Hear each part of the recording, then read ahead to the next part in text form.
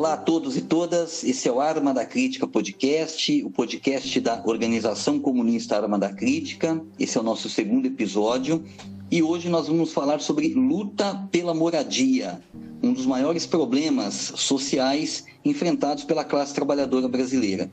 E nessa entrevista a gente vai contar com a presença da Gabriela Ortega. E como é de praxe, a gente vai pedir para que a Gabriela se apresente, quem ela é, de onde ela vem, como começou sua militância e em que área, né, que ela atua, qual a sua área, né, sua área de atuação profissional e militante hoje. Oi, Renato. Oi, todo mundo. Obrigada pelo convite. Bom, eu sou Gabriela Ortega, eu sou advogada popular, eu atuo aqui na região da Baixada Santista nas questões fundiárias, de reintegração de posse, ou auxiliando, né, as comunidades extrajuridicamente também, e nas questões de direitos humanos em geral. Né? A minha militância começou, não sei te dizer quando, acho que no berço, né? Sempre digo que fui criada aí num quintal de militantes, e então desde sempre estive envolvida, né, nas lutas.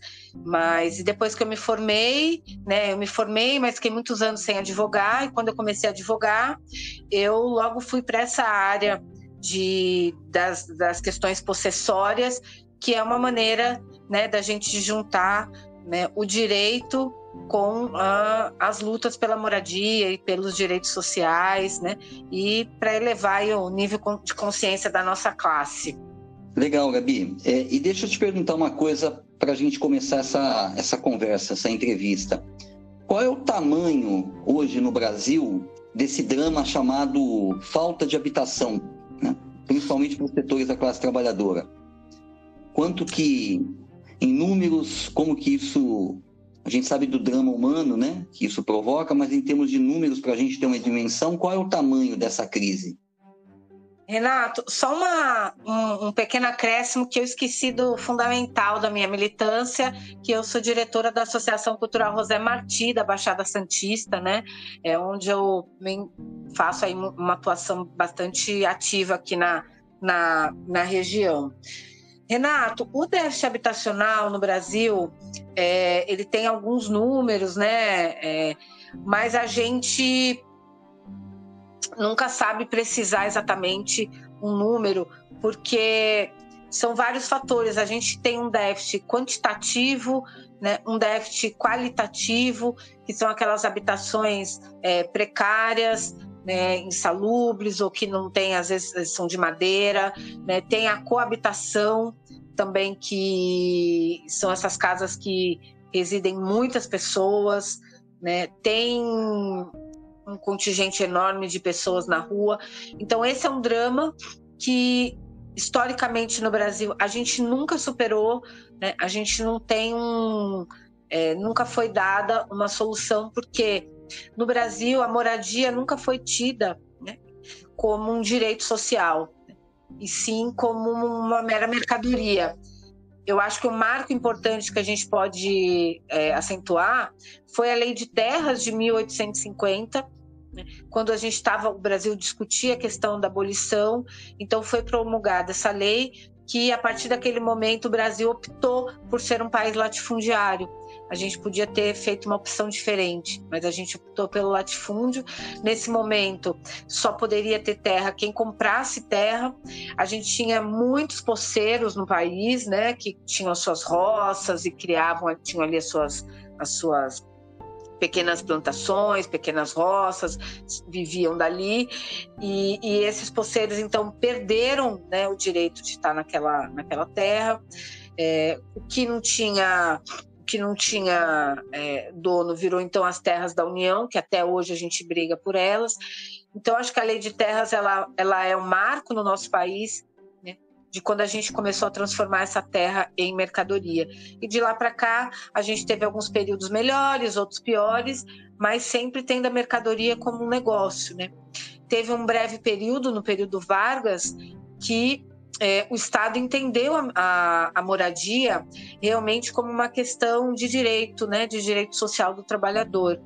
foi o momento que tinham aqueles institutos de aposentadoria e pensão, que cada instituto, então, construía o seu próprio conjunto habitacional para sua categoria. O Vargas também fez uma lei do inquilinato, que visava proteger, né, os inquilinos. Então, foi um breve momento em que o país, né, teve esse olhar.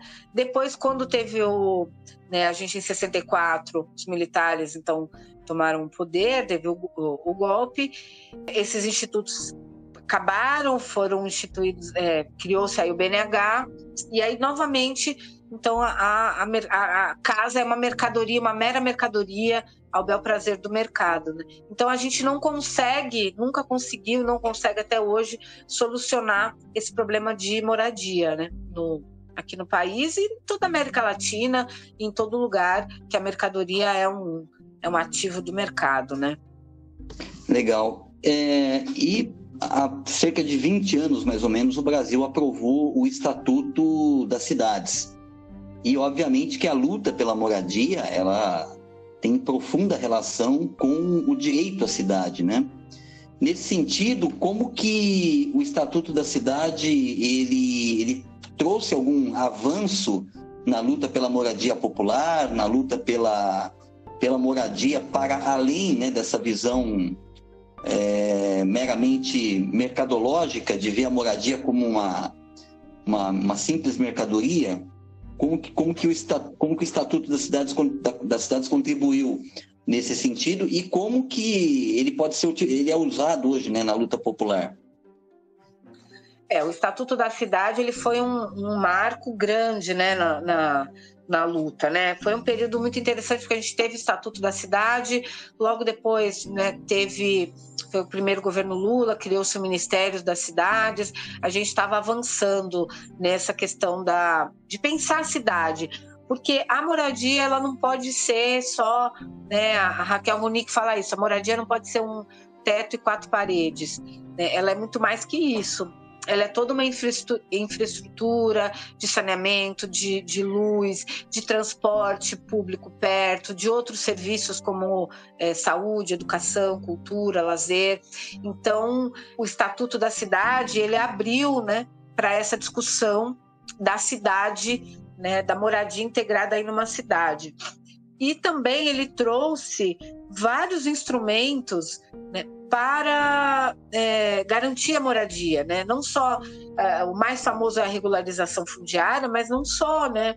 Tem a concessão real de uso, que é você poder ocupar terras da União, tem a desapropriação, pagando uma justa indenização, enfim, são vários instrumentos que o Estatuto prevê, né, que realmente representa um avanço para a conquista da moradia, né, e da cidade, né, de pensar a cidade como um todo, né, e para todos e todas, né. Então foi um grande marco o Estatuto da Cidade e, na sequência, o Ministério das Cidades, né, que teve uma atuação importante porque também visava isso, não só a moradia, mas diminuir as desigualdades no país, né, que esse foi bem no comecinho de 2003. Depois o Ministério da Cidade ele sofre aí um baque, né?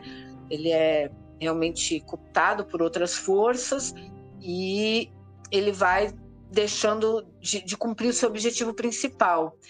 Depois, no governo Bolsonaro, é evidente, ele foi extinto e foi retomado agora de novo nesse governo Lula, né? E aí a gente espera que retome aos objetivos principais, né? Que não é só prover a moradia, né? Não é só prover ali nem um título de propriedade, nem um predinho, nem um teto, mas pensar a cidade como um todo.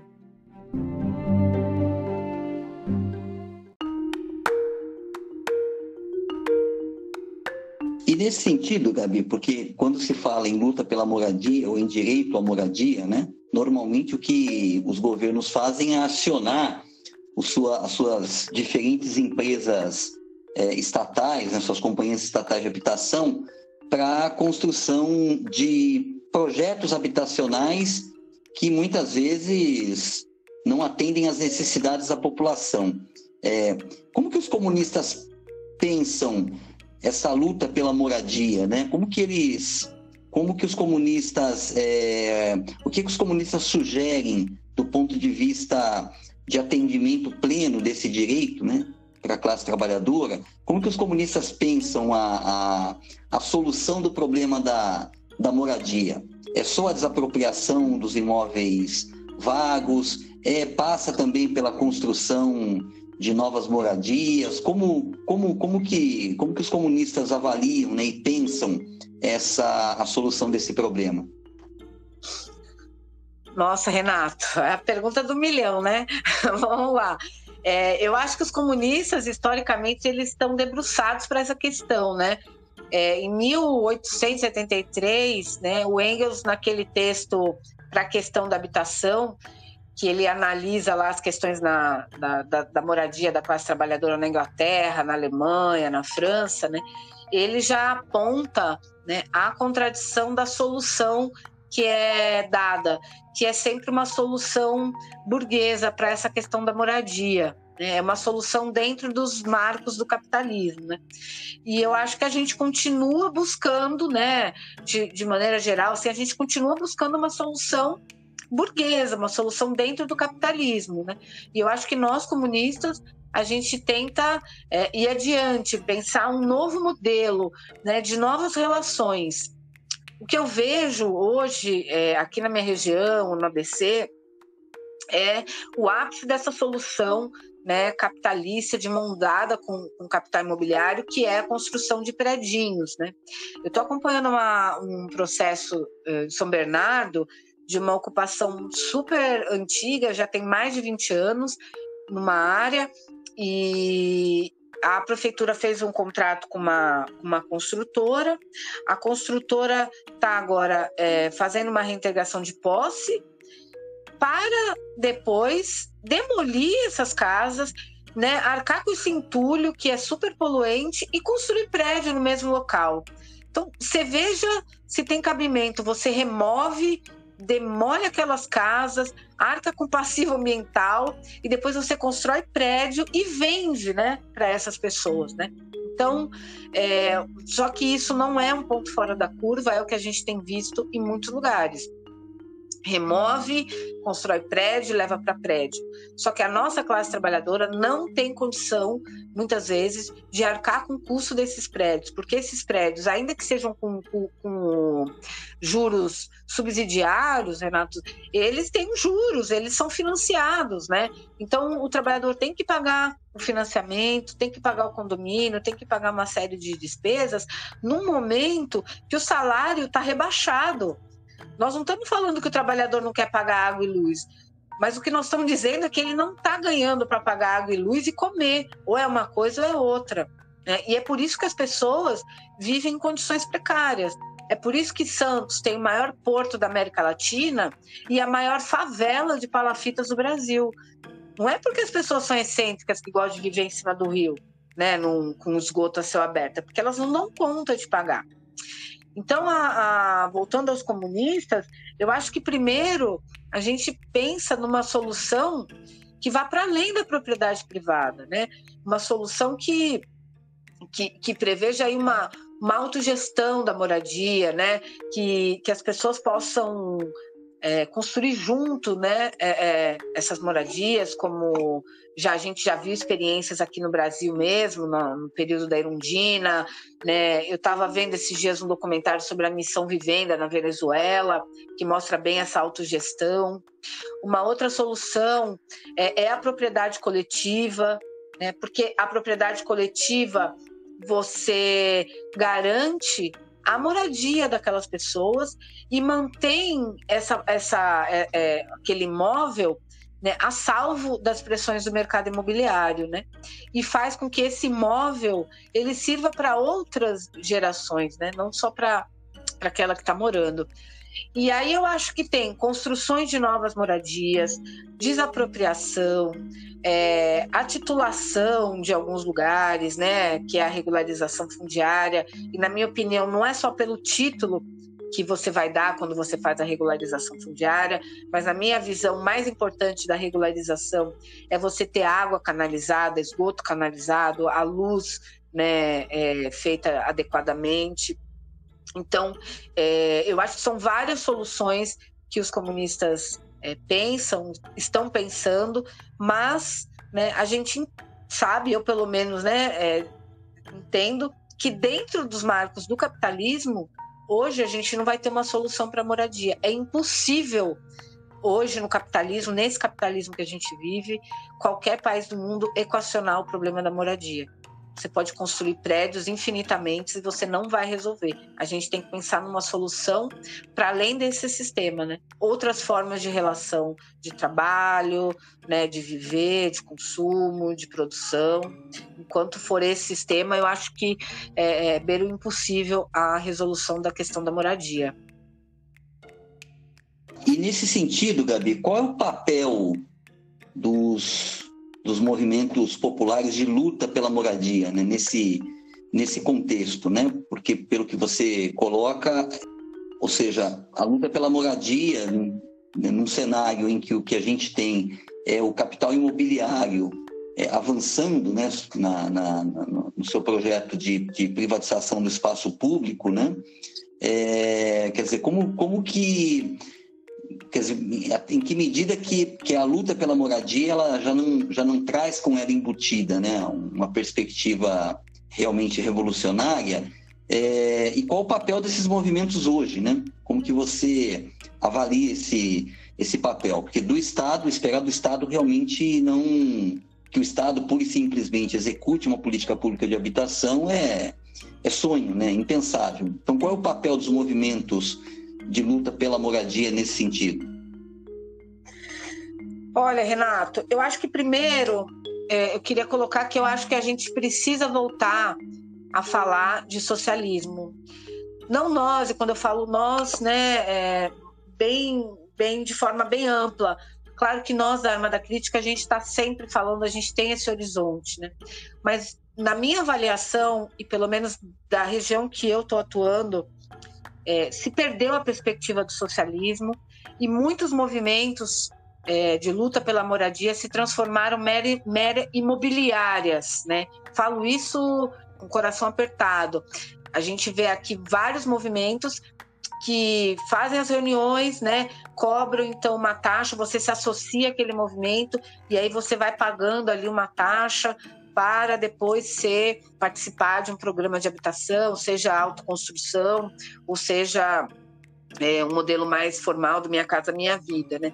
E não se fala, né, nessa questão do socialismo e de um outro modelo. Uma outra coisa que me entristece demais é esses movimentos baterem com tanta ênfase na questão da regularização fundiária, que para mim é uma faca de dois gumes. Se por um lado ela é boa, que como eu falei, traz água, luz, traz mais segurança, iluminação, enfim. Por outro, ela é um título. E, às vezes, Renato, eles usam da regularização fundiária para fazer um despejo legalizado. No Rio aconteceu muito isso. Regulariza uma favela, dá o título para todo mundo, e depois eles vão lá e vão comprando das pessoas, né? E aí vão comprando barato, e essas pessoas vão para mais longe, e vai. E aí o que eu vejo de muitos movimentos fazendo a luta pela regularização fundiária, sem falar da questão da especulação imobiliária, né? Sem falar do direito à moradia, sem falar do direito à cidade, da importância da pessoa viver num lugar urbanizado, perto do trabalho. Então, eu acho que, primeiro, o papel de nós comunistas é estar nesses movimentos sociais de luta pela moradia e pautar o socialismo, né, como uma das saídas para a questão da moradia, né? Os movimentos, eles têm, né, para além dessas falhas, na minha avaliação, né, evidente, eles têm um papel importante, né, de muita mobilização. Tudo que a gente avançou no Brasil em termos de luta pela moradia foi no grito, foi na rua, foi com muita mobilização, né? Na nossa Constituição a gente tem um capítulo, finalmente, né, a Constituição de 88 trouxe um capítulo para falar da política urbana, e isso foi fruto de muita luta, né, do pessoal do Fórum Nacional da Reforma Urbana.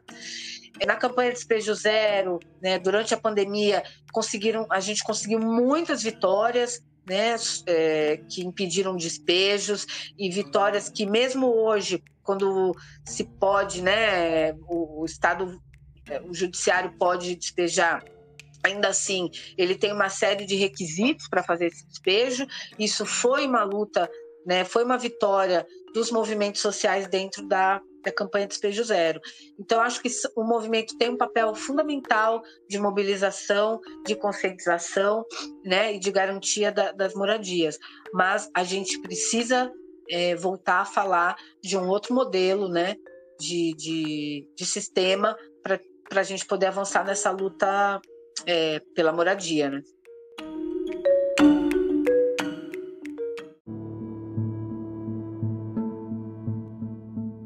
Ô, Gabi, e você que acompanha assim muito de perto, né, a luta pela moradia, um dado que chama atenção, né, que eu li há algum tempo atrás, é que as mulheres elas respondem hoje por 60% do déficit habitacional, quando se analisa o déficit habitacional do ponto de vista do gênero, né?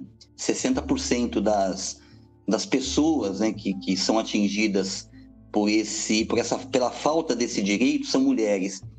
E aí eu queria que você falasse um pouco como que é o papel, né, já que você acompanha a luta pela moradia de perto, né, nos movimentos, como que é o papel das mulheres dentro das ocupações e na própria luta, na própria luta pela moradia em si.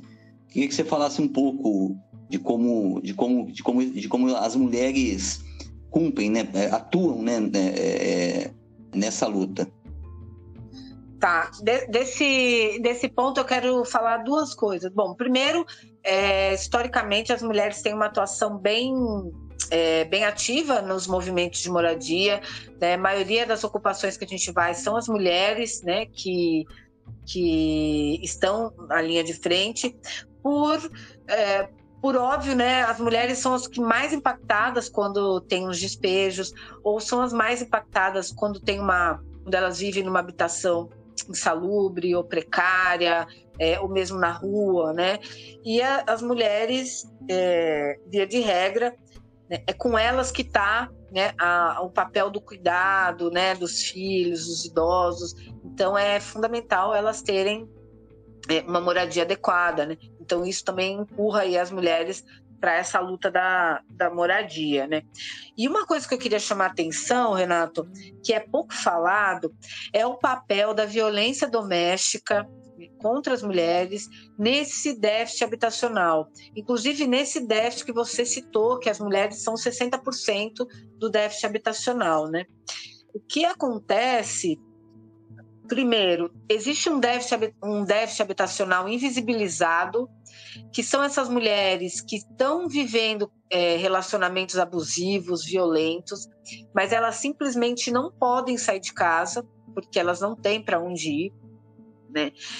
E aí depois, quando chega num limite que essa mulher sai de casa para não morrer, né, ou para não apanhar mais ainda, né, essa mulher perde muitas vezes a sua casa, né? Ela sofre aí uma despossessão, vamos dizer assim, né? Porque a gente ainda tem esse mito de que quem abandona o lar perde a casa. Então essa mulher ela acha que ela perdeu, e quando ela vai para a justiça, o judiciário brasileiro ele não consegue ainda julgar, né, uma causa de divórcio, uma causa que tenha relação com propriedade, nessa perspectiva de violência doméstica. Então, muitas vezes, essa mulher realmente perde essa casa.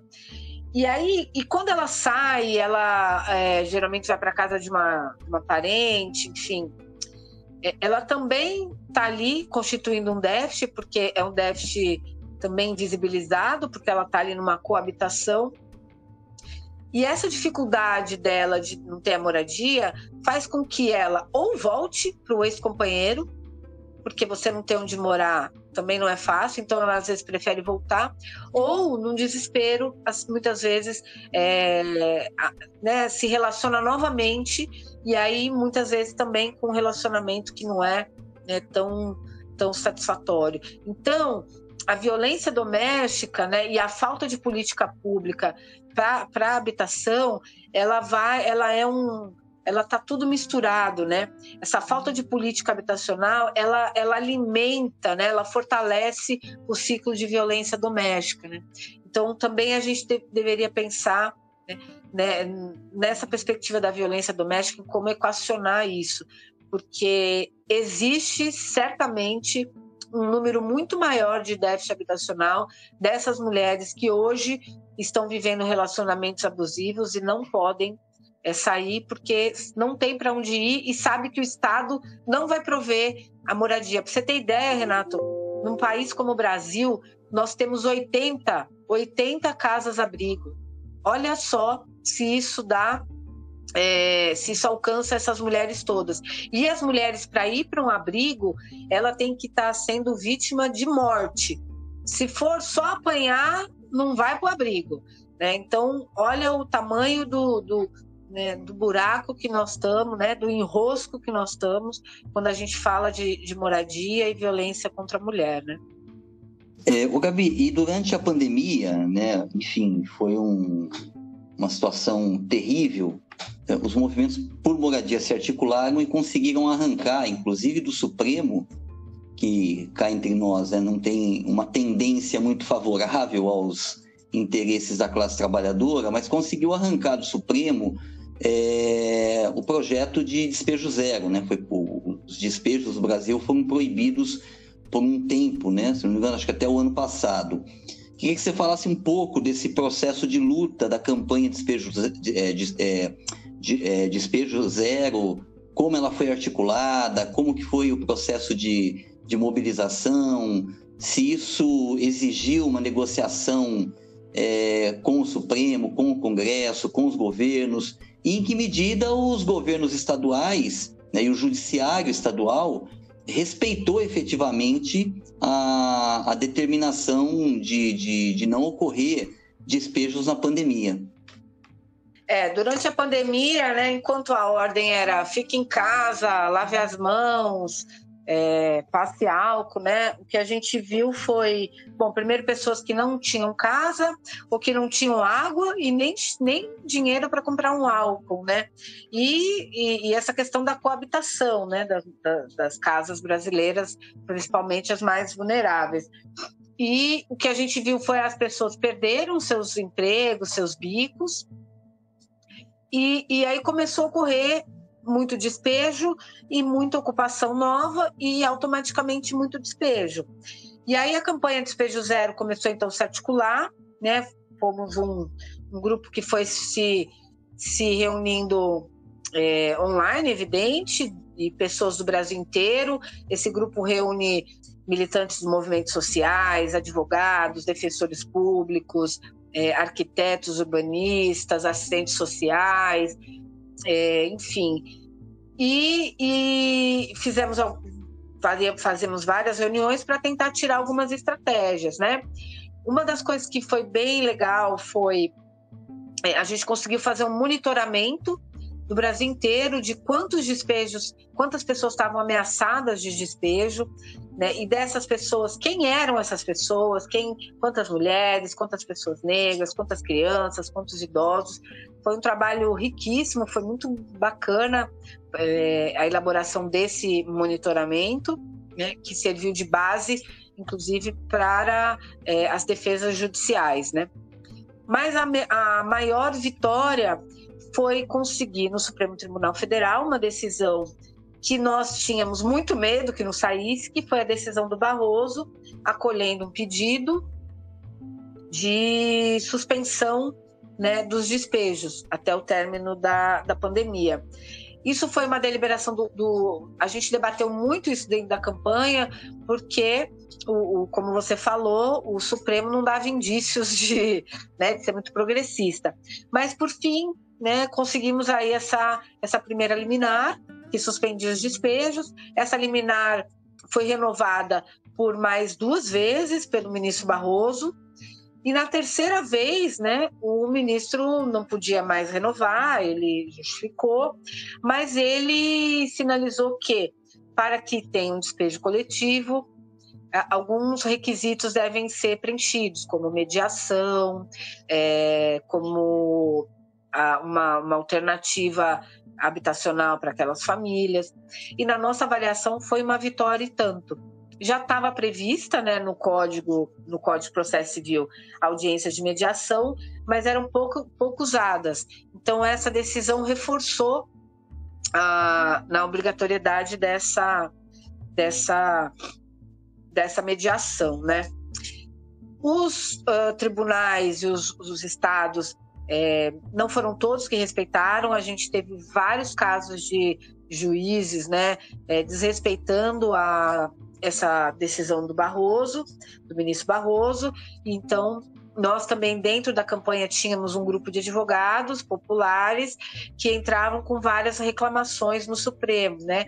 Reclamação é o nome de uma ação, que é quando um ente descumpre uma ordem do Supremo Tribunal Federal. Então, foram diversas reclamações, né, porque os despejos continuaram acontecendo. Mas eu sou muito entusiasta da campanha Despejo Zero. Eu acho que foi uma campanha muito vitoriosa. Ela continua, né, em ação, continua tendo reuniões quinzenais.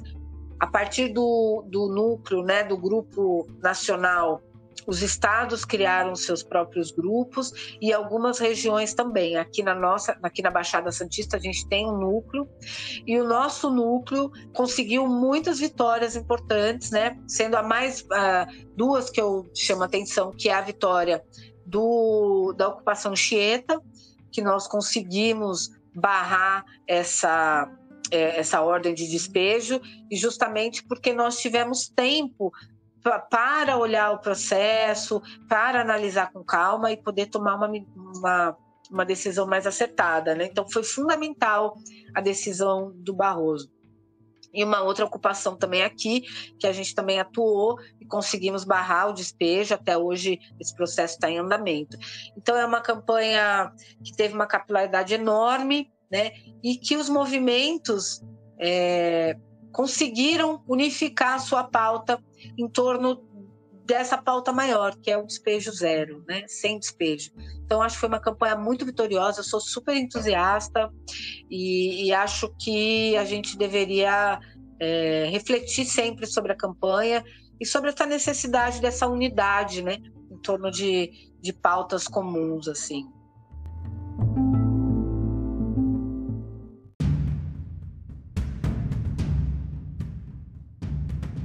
E fale um pouco para a gente desse processo de luta pela moradia na Baixada Santista. Como que ele se articula? Vocês têm algumas experiências mais concretas, né? Você citou a ocupação Anchieta, mas eu acho que tem outras experiências, né? Ainda mais uma cidade como Santos, em que o porto, né? A tendência do porto é sempre exigir maior quantidade de ampliar o seu espaço, né, para dar conta da demanda das exportações brasileiras. Então, queria que você falasse um pouco desse processo de luta pela moradia na Baixada Santista. Como que ele se articula? Quais são as principais conquistas? Conta um pouco isso para a gente. Bom, historicamente, a Baixada teve muita luta pela moradia, né? Tinha alguns movimentos e lideranças fantásticas, né? Algumas estão aí ainda lutando, como a dona Margarida, enfim, uma lutadora, acho que desde os anos 80. Então, a gente viveu um momento de muita luta. E depois foi isso dando uma esfriada, né? O capital, ele é muito hábil, né? E infelizmente essa promessa de predinho foi também, eu acho que colocando uma água fria aí em algumas lutas, né? Durante a pandemia, o Núcleo de Direitos Humanos da Associação Cultural José Martí, né, a gente começou aí a fazer algumas mobilizações, né, porque começou a aparecer muitos despejos e ninguém queria ir a campo, estava todo mundo isolado, né, e eu acho que tem um grupo que fomos nós da José Martí, né, a Vitória, a Jonathan, a Fabiana, enfim. E desse núcleo, a gente conseguiu constituir o núcleo da campanha Despejo Zero, né, aqui na região. E a gente teve uma atuação bem importante. A gente, por exemplo, teve uma ocupação grande aqui em São Vicente, numa obra paralisada, e a gente conseguiu estar ali junto com eles, né? Na Praia Grande teve uma ocupação também que a gente conseguiu suspender o despejo por mais de um ano. E tem a luta da ocupação Anchieta, né? Que eu acho que merece aí um destaque, porque é um caso bem emblemático, é um caso que juridicamente ele é um case, porque ele corre na Justiça Estadual, na Justiça Federal e na Justiça Trabalhista, né? E um braço aí fortíssimo do capital imobiliário, né? Tanto que quando a gente começou a atuar, o imóvel tinha 70 famílias, os compradores tinham comprado o imóvel por R$200 mil, eles conseguiram não pagar uma dívida de IPTU, então eles tinham gasto R$200 mil para comprar o imóvel, e o imóvel já estava sendo vendido por 23 milhões, né? Então, a gente estava ali brigando com grandes empresários da nossa região. E conseguimos aí uma vitória, né? Muito por conta da Fabiana Prado, que é uma camarada nossa, que é especialista na questão trabalhista, e conseguiu aí achar umas brechas bem interessantes. A gente conseguiu anular a venda do Anchieta, né? Foi espetacular, e eu devo isso muito também às vitórias da campanha Despejo Zero. O que está acontecendo aqui, Renato, é que todos os dias, se você abre o jornal local, o Porto avançou. O Porto bateu recorde de importação, de exportação, armazenamento. A entrada de Santos está infernal, são muitos caminhões o tempo todo. Então, as pessoas, as comunidades que vivem no entorno estão incomodando o progresso portuário.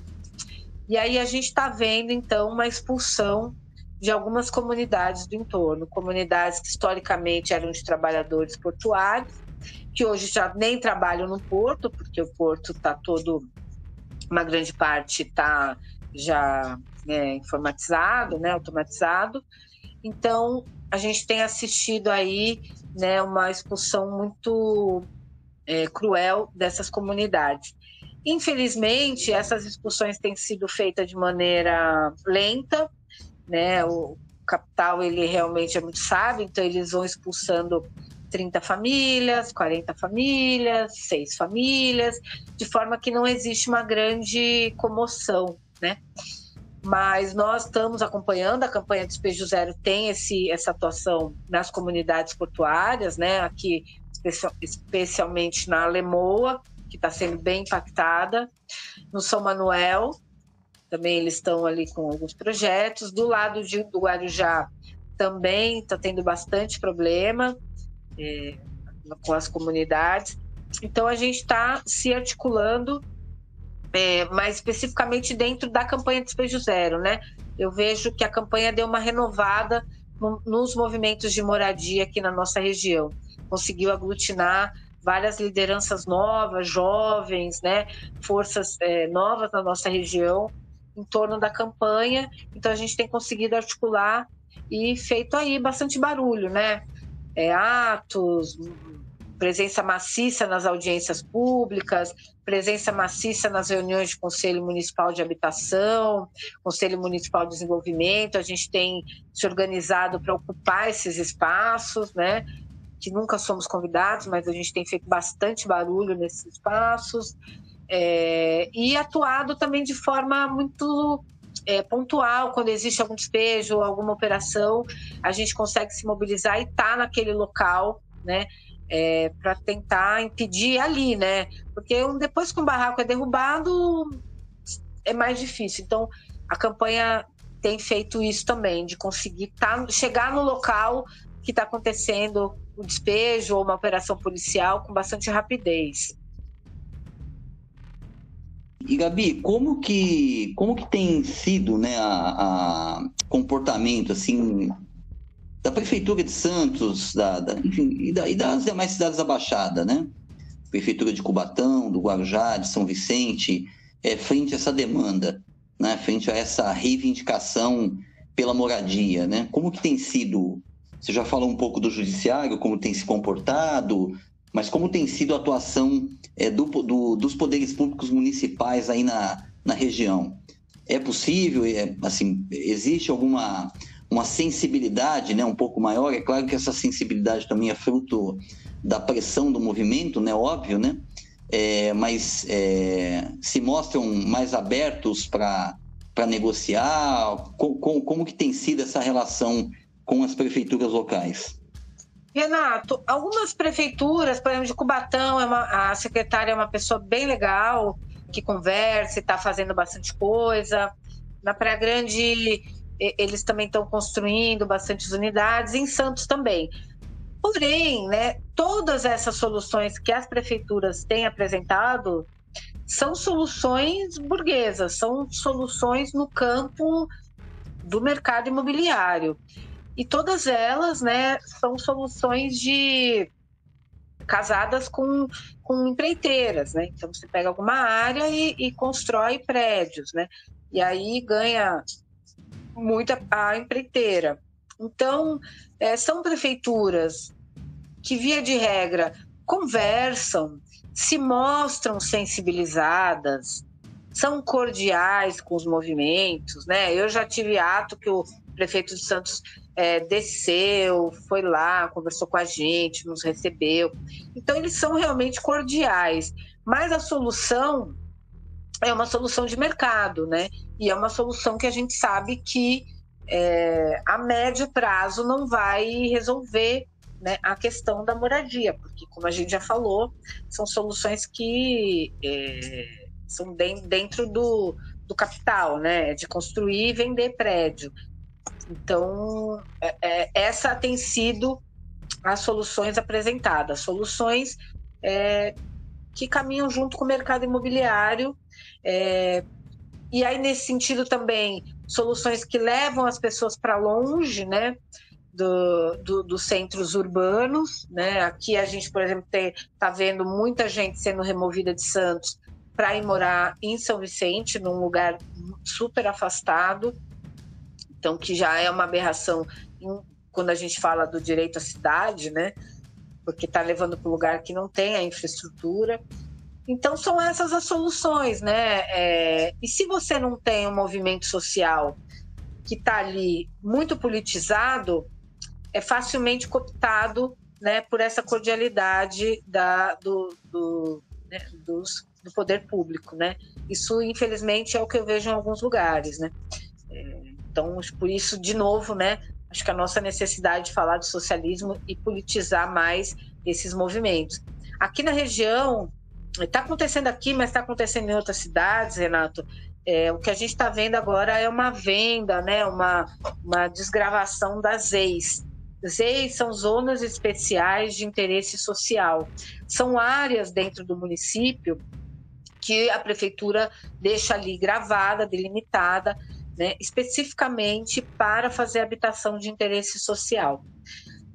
E o que está acontecendo que as prefeituras estão desgravando essas ZEIs, né, estão tirando, né, esse carimbo e essas terras então ficam disponíveis para o mercado.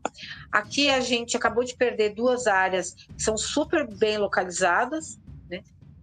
O empresário comprou barato essa área, porque era uma área que era ZEIs, e agora a prefeitura está, via lei, né, tirando a obrigatoriedade de fazer uma habitação. Então, provavelmente, ele vai fazer um grande condomínio nessas áreas, né?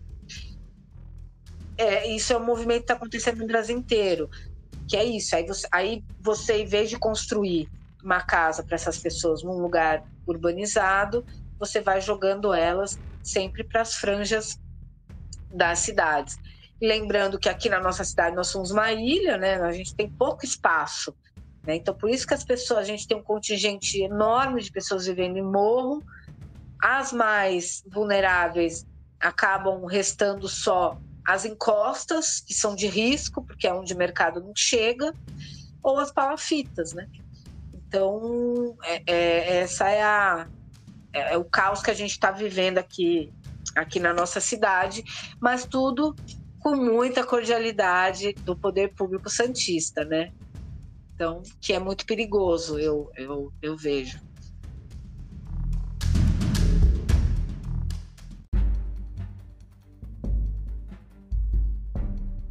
Bom, muito bom, Gabi, muito boa, né, essa conversa contigo, para você falar um pouco da luta pela moradia na perspectiva dos comunistas e trazer um pouco essa experiência da luta pela moradia em Santos, como que ela tem se desenvolvido. Eu acho que a gente, assim, finalizando aqui essa entrevista, você queria deixar algumas palavras finais, falar ou tocar em algum ponto que você acha importante, que a gente não conversou? Pode... Não, queria falar duas coisas, né? Primeiro, assim, até você tinha me perguntado um pouco antes sobre a Constituição Federal, que prevê, né, o direito à propriedade, né? Mas queria também lembrar que prevê também, né, a função social da propriedade. Então, que você tem lá um terreno, uma gleba, um imóvel, e ele tem que cumprir a sua função social. Não cumprindo, ele também está sujeito aí a ser desapropriado para fins de habitação. Ele tem aí algumas regras para cumprir. Infelizmente, a gente vê pouco nas decisões de dos juízes e juízas, a gente vê pouco esse argumento, né, essa tese da função social, e muito mais a tese do direito à propriedade. E por isso, né, e aí para finalizar, a importância, né, Renato, da gente ter advogados e advogadas atuando nessas questões, né, e militantes também nos movimentos sociais, politizando. A gente sabe que o direito, né, não é nosso, né, a gente mais perde do que ganha, mas eu acho que é fundamental a gente também fazer essa disputa jurídica para, levar as nossas teses, né, para dentro dos tribunais. Eu falo que a função do advogado popular é colocar a luta de classes na petição. Então, é importante a gente estar lá, a gente dar nome para essas pessoas. Tem ação que eu pego e que as pessoas põem assim, a parte contrária, fulano de tal, e eu fico batendo, não é fulano de tal, a pessoa tem um nome, eu fico enchendo o saco até o juiz mandar colocar um nome, né? Porque é isso, a gente humanizar essas pessoas não são réus desconhecidos, não são réus indeterminados, elas têm um nome, são trabalhadores, trabalhadoras, e isso só vai fazer o advogado, né, popular, o advogado, né, comunista. Então é importante a gente fazer essa disputa também dentro do judiciário e levar, né, as nossas questões para lá. E outra coisa, à medida que a gente faz essa luta jurídica, a gente tem a oportunidade de dialogar com o povo e mostrar para as pessoas os direitos dela. Eu chego muitas vezes em ocupação e as pessoas falam: ai, Gabi, eu sei que eu vou sair porque eu invadi uma terra, né? E aí é a chance que a gente tem de falar para ela que não invadiu, o que é uma ocupação, por que ela ocupou, por que ela tem direito, né? E explicar outros direitos. Então é fundamental, né? Acho que o papel de todo comunista é estar, né, onde o povo está, é estar organizando o povo. E a questão jurídica, ela é muito abandonada, mal vista por nós, e eu acho que a gente tem que ocupar esse espaço, levar a luta de classes para dentro dos tribunais, para as nossas petições, e usar, né, essa oportunidade para se aproximar, politizar e elevar o nível de consciência desse nosso povo aí. Acho que é isso, desculpa se falei demais, mas é um tema que eu gosto e acho que a gente tem que debater bastante mesmo. Muito bom, Gabi, muito bom mesmo. Então, nós estamos encerrando esse segundo episódio, né, no Arma da Crítica Podcast, o podcast da Arma da Crítica, da Organização Comunista Arma da Crítica, onde a gente recebeu a Gabriela Ortega, advogada popular, que atua na luta pela moradia, principalmente na região da Baixada Santista. Foi muito bom conversar aqui com ela e em breve voltaremos com um novo episódio. Muito obrigado.